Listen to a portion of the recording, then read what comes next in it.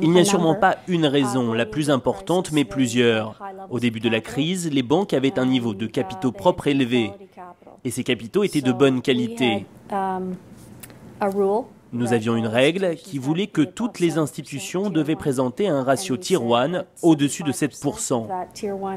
Et nous avions demandé à ce que 75% de ce Tier 1 soit constitué d'actions privilégiées. Et donc, quand la crise a débuté, les investisseurs et les analystes ont commencé à étudier les ratios de capitaux propres des banques à travers le monde.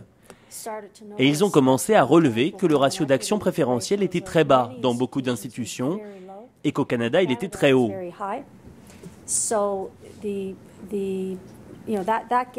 Et cela a bénéficié aux banques canadiennes.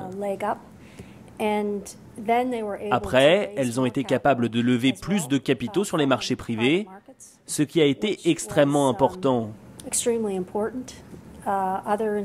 D'autres institutions n'y ont pas eu accès, et cela a notamment provoqué l'intervention de l'État dans certains cas.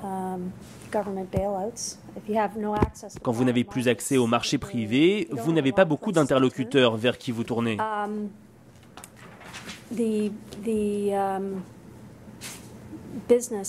Les activités dans lesquelles opéraient les banques canadiennes étaient aussi moins risquées. Est-ce dû à leur qualité de gestionnaire de risque? Je pense que oui. Je voudrais aussi croire que cela découle de l'action que nous menons depuis plusieurs années et de la surveillance qu'ont reçue ces institutions.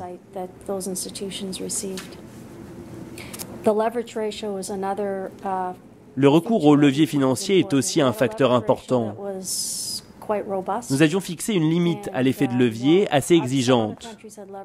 D'autres pays avaient eux aussi limité l'effet de levier, mais ils n'étaient pas tous fixés de la même manière. Certains ont donc été plus efficaces que d'autres. Et notre limite, comme je l'ai dit, était assez exigeante. Et d'ailleurs, nous discutons désormais au comité de Bâle pour savoir quelle limite à l'effet de levier serait applicable partout dans le monde et pourrait être construite de manière efficace.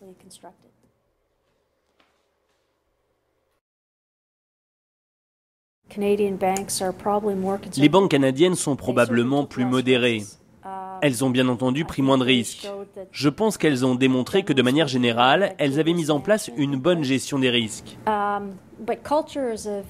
Mais la culture est quelque chose d'assez insaisissable.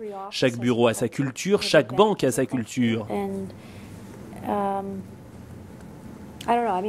Je ne sais pas, c'est très difficile. Je sais que tout ça m'amène à la question de la relation qu'entretient le régulateur avec les institutions qu'il supervise.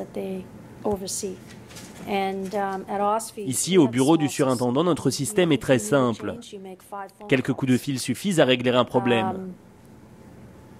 Nous avons un dialogue très libre avec nos institutions et la porte est toujours ouverte.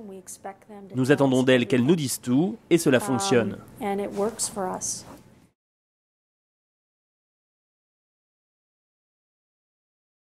Nous réalisons des stress tests en permanence, pour les banques comme pour les compagnies d'assurance vie. Nous ne publions pas de résultats banque par banque, toute cette information est confidentielle. En fait, des analystes privés qui suivent les banques réalisent leurs propres stress tests. Leur métier est d'étudier toute l'information publique qui existe au sujet des banques et de se faire leur propre jugement à partir de ce qu'ils récoltent. Leurs stress tests peuvent être rendus publics, mais tout ce qui se fait chez nous reste chez nous.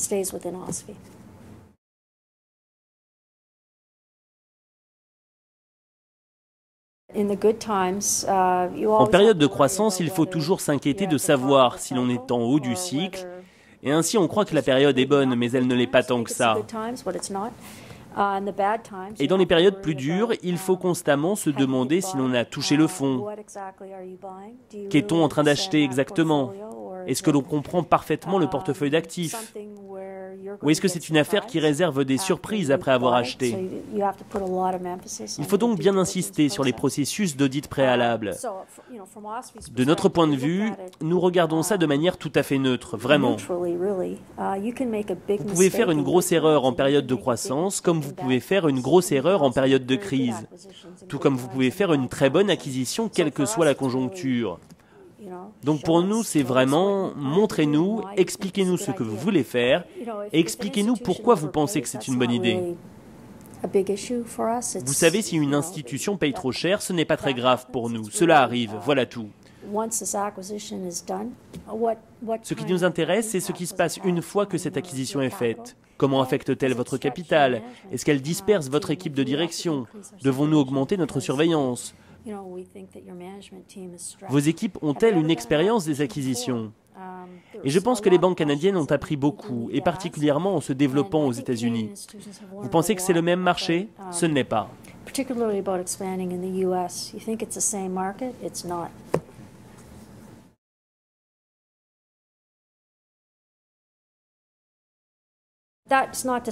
Nous ne sommes pas parfaits non plus. Nous utilisons ces rencontres internationales pour apprendre des autres. Et vous savez, beaucoup de leçons sont en train d'être tirées. Et le risque pour nous, c'est que certains deviennent complaisants et pensent qu'aucun changement n'est nécessaire. Et il faut en être conscient.